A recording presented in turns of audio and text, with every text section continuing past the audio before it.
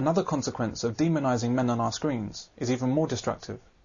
80 men kill themselves every week in the UK, and male suicides account for more than 75% of the total. Whereas female suicides have steadily reduced since 1970, male suicides have steadily increased. From the late 70s and early 80s, there was a huge increase amongst suicides. The age group of men between, I think, 24 and 35 is one of the highest groups, which is quite unnatural, you know, that normally you would expect it to be older men who were sort of at high risk, whereas now it's becoming younger men. And although rates haven't risen for the last 10 years or so, the fact that they have stabilised kind of demonstrates that there has been a change for some reason that we don't fully understand. So it kind of went like that, and it's sort of, that level it seems as if it's peaked, it's not going back down, but we're still in this level where since the 70s more young people are taking their own lives than you would expect. It's on the increase. And it's still on the increase compared with female suicide. And I'm not surprised.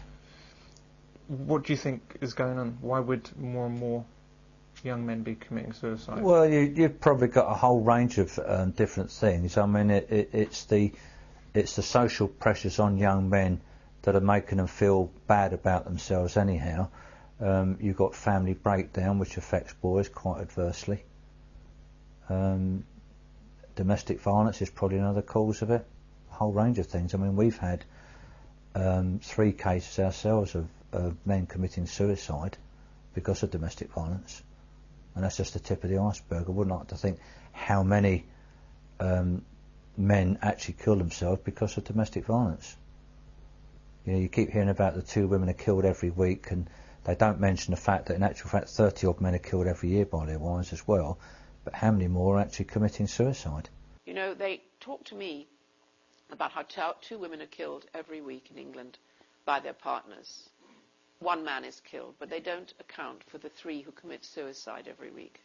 I know those men, and I know why they kill themselves. One that Samaritans is particularly interested in is suicide in the media, and the strategy seeks to inform journalists about the way in which portrayals of suicide in the media can affect vulnerable people's behaviour. For example, there was an incident in the 90s where in Casualty there was a paracetamol overdose suicide attempt, and suicide attempts using that method went up by 17% in the week following the broadcast of that programme, and there was a direct link between people who'd seen the programme and who had then gone on to take their own life in that way, and who had chosen to take their own life as a consequence of that programme.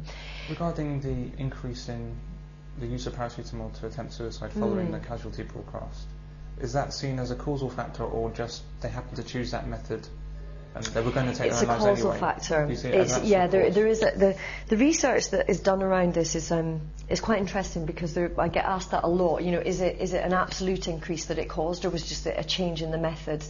And it wasn't that factor it wasn't that example that got analysed in that way, but there was another one which was called where a German TV show showed, it was called Death of a Student, and every week at the starting credits they showed a man being run over by a train, killing himself by being run over by a train, and suicide attempts using that method increased, but also the number of suicides increased, you know, following it, showing that it wasn't just people choosing that method, it had contributed to an actual overall increase in suicide, in the suicide rates. It's a difficult thing for most people to kind of grasp, that actually, you know, something on TV could have a real and direct effect, but it really does, and positive reporting can totally save lives.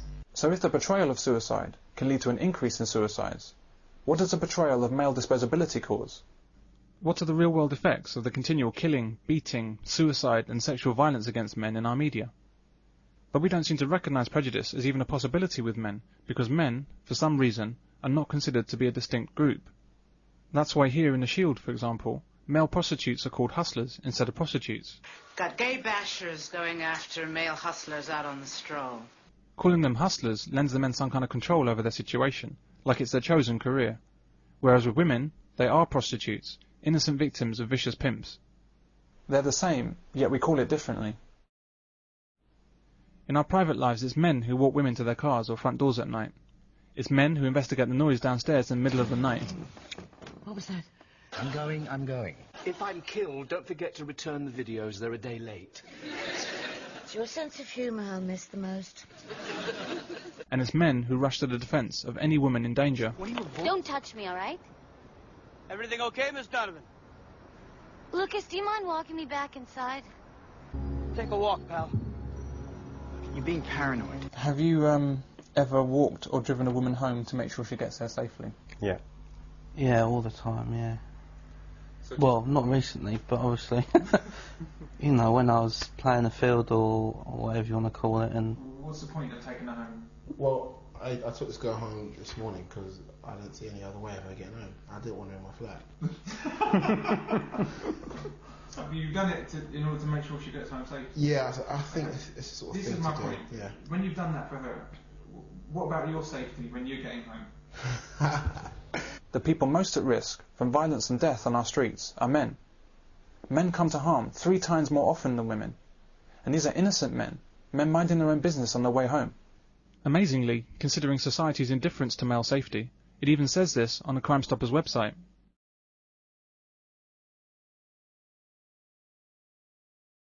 Despite the glaringly obvious fact that men are in greater danger, that twice as many men are murdered and 3 times as many assaulted in the UK, we instead focus on danger to females. Every advert, every poster, every public information film, every parliamentary debate, every BBC documentary, and the overwhelming majority of government funding goes towards the safety and well-being of women. Really, cab, love? How much did it sell him? If you want to know the true cost, ask a rape victim. 10 sexual assaults are committed in London every month. This bunch of women have actually set up a group of pink cabs where it's only driven by women and only for female passengers. And I thought, how many men would get away from setting up blue cabs driven by men only, for men only? But I mean, the argument there would be safety for women, because, you know... Or safety for men? Is it safe for a man to pick a woman up? But I find that offensive. I have to say that. I mean, my son used to find it offensive when he used to be at Plymouth University and they'd run late night buses and they weren't always full, but only for women to get on, not the blokes. Blokes could walk through the streets and a bloke could easily be set about by some drunkard and have his head smacked in, but the buses were only laid on for the girls. And then the bus would pull away, perhaps with just half full with girls, and the blokes would have to walk. Yeah? So the implication is, you know, the fact that you're a man is the problem. Not exactly, yeah. You're of lesser worth. Hard being a man today. Hard being a man today. Why is it so hard to be a man? Because nobody cares about men. Nobody gives a fuck about men. If you see a homeless man on the street with a dog, you feel sorry for the dog. So we got to get that dog some food. What about the man? Oh, fuck him. So every night on TV, I see there's a new missing woman. We gotta find Carol.